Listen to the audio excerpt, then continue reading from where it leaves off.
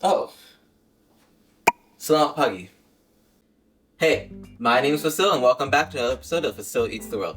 Today, we'll be checking out the very small but surprisingly rich country of Brunei. Brunei is located on the northern coast of Borneo, a massive island on Southeast Asia that's politically divided by three nations. Those being, of course, Brunei, as well as Malaysia and Indonesia, the latter of which does not share a border with Brunei. Malaysia, however, not only surrounds Brunei, it actually bifurcates it as well. Now, if you've ever seen a nature documentary, you know Borneo is a lush wonderland of dense rainforests, daring mountains, and tropical waters. For the longest time, the only way to get between Brunei's two portions was either by ferry across Brunei Bay or by car via a very indirect route through Malaysia. However, in March 2020, the Sultan Haji Omar Ali Saifuddin Bridge, named after this guy, can you have a longer name? But you can just call it the Temburong Bridge after its eastern portion, was completed in March 2020. Spanning Brunei Bay, it was actually opened ahead of schedule due to the COVID pandemic to prevent the country from being disconnected.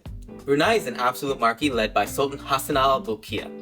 It implements a type of English common law, but starting in 2014, Brunei had increasingly introduced Sharia law into practice. However, in 2019, due to backlash from the international community, Brunei abandoned applying its second phase of Sharia penal code into practice, with the Sultan going on to say they would continue to strengthen and improve the country's legal system with international customs. Although the international community condemned these legal moves by Brunei, that wasn't necessarily the case domestically.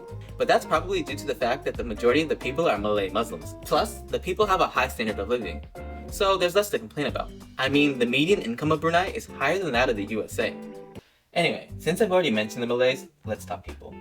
The Malays of Brunei are specifically Bruneian Malay, which yes, are related to the Malays of Malaysia, and as of 2015, they make up roughly 65% of the population. And as I stated earlier, most of them are practitioners of Islam, with that being the official religion of the country. Other notable groups include Chinese at about 10%, and indigenous groups such as the Balate and the Bisaya making up another 3%. The remaining 20% are made up of people from all around the world, such as Australia, Japan, and the Philippines. There's also a large Dutch population, due to the fact that the Bruneian government works closely with the Royal Dutch Shell Company. Oil money, baby. Told you they were rich. And that money is on full display in the capital city, Bandar Seri Begawan, with the likes of the Omar Ali Saifuddin Mosque, Jami' Asr Hassan al-Bolkiah Mosque, and the Gadang commercial area. Now let's talk food. Brunei's cuisine is truly multicultural, taking inspiration from countries like Malaysia, Indonesia, China, Japan, Thailand, and the Philippines. Bruneian dishes heavily incorporate seafood, with beef being very expensive. And because it's a Muslim country, you won't find much pork. The dishes tend to be on the spicy side and are usually served with rice and noodles. Today, we'll be making Nasi Katok, a fried chicken dish served with sambal sauce over a bed of rice. And finally, with all that introduction out of the way, let's get to the cooking. So we're going to start with the marinade. 3 chicken thighs, 2 tablespoons of garlic paste, 2 tablespoons of ginger paste, 1 tablespoon of soy sauce, and 1 teaspoon of turmeric. Go ahead and mix that together.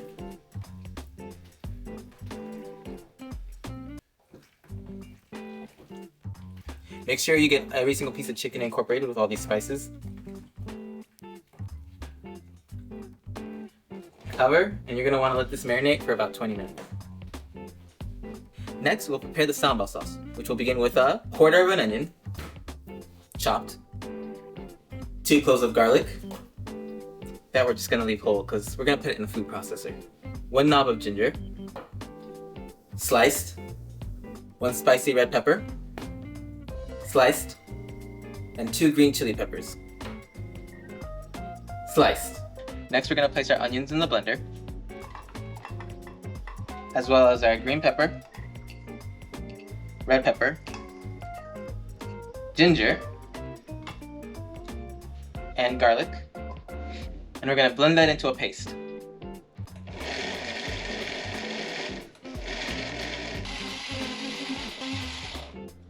As you can see, I had to switch to my spice grinder because the blender wasn't really doing the job. But now we have a nice smooth paste. I know this might seem like a lot, but into our skillet we're going to add 4 tablespoons of cooking oil. And to that we're going to add the paste we made earlier. Next we'll add 1 teaspoon of soy sauce, as well as 1 teaspoon of tamarind paste,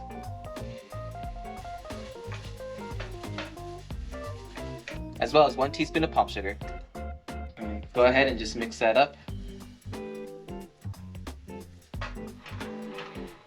Once it's cooked, we're gonna remove from the heat.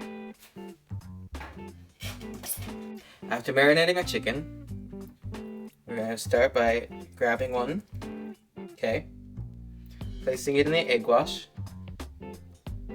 like so. And then we're gonna drop it into a mixture of flour and cornstarch with our dry hand. Remember the wet and dry technique. So then with our dry hand, we're gonna go ahead and make sure it's coated.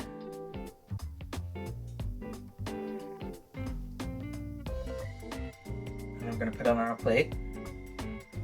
And we're just gonna do that with all three of them, okay? And once the chicken's been coated, we'll set aside for later. Now to deep fry. To our skillet, we're gonna add a bunch of cooking oil. As much as you need. And once the oil reaches 356 degrees Fahrenheit, we'll throw in the chicken. So now, we're gonna slowly add in our chicken.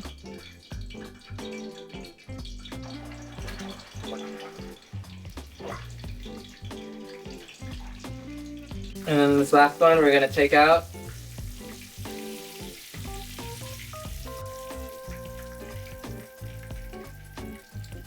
Put on our plate here. Real quickly here, we're gonna chop up some cucumber.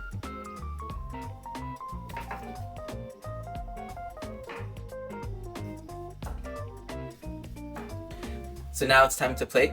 We're gonna start by scooping out some rice. I'm gonna go with 2 scoops. 1, 2. We're gonna grab ourselves a piece of chicken.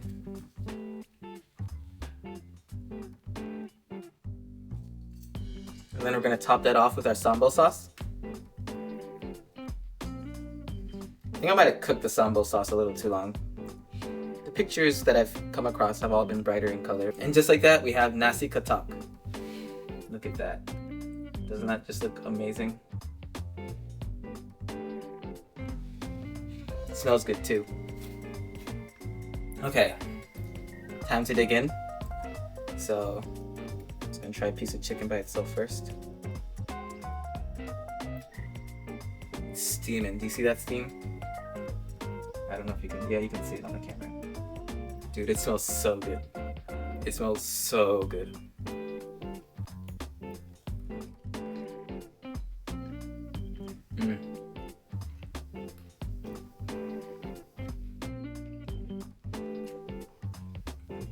So good. So good. Nice. Juicy. Tender. Oh, so good. I'm gonna try it with some of the sauce now. The sambal sauce. And a bit of rice too. Sambal sauce, rice, chicken. Rice, sambal sauce, chicken.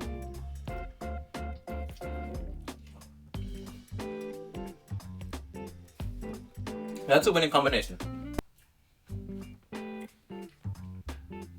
That is a winning combination.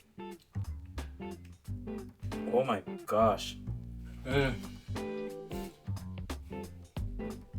That is amazing. Cucumber.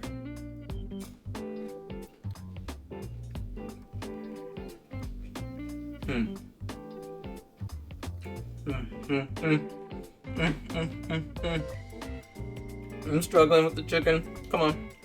Tear. Okay. Okay. Rice is fine.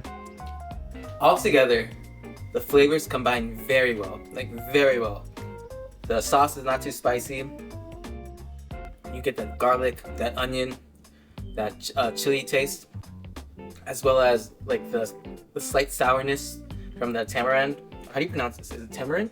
Tamarind. And then the rice kind of also helps cut the heat a little bit, because it's a little spicy, but the rice helps cut the heat. And then the coating of the chicken, that garlic and ginger paste with the turmeric, very good.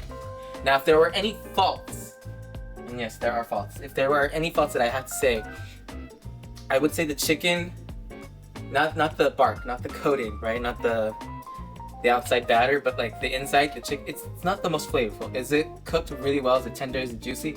Yeah. But is there a lot of flavor popping out? That's the one criticism I would have to give of this dish. But when you throw in the fact that there's not much salt in this dish, I didn't add any salt, right? Maybe the tamarind has a lot of salt in it. I know soy sauce has salt.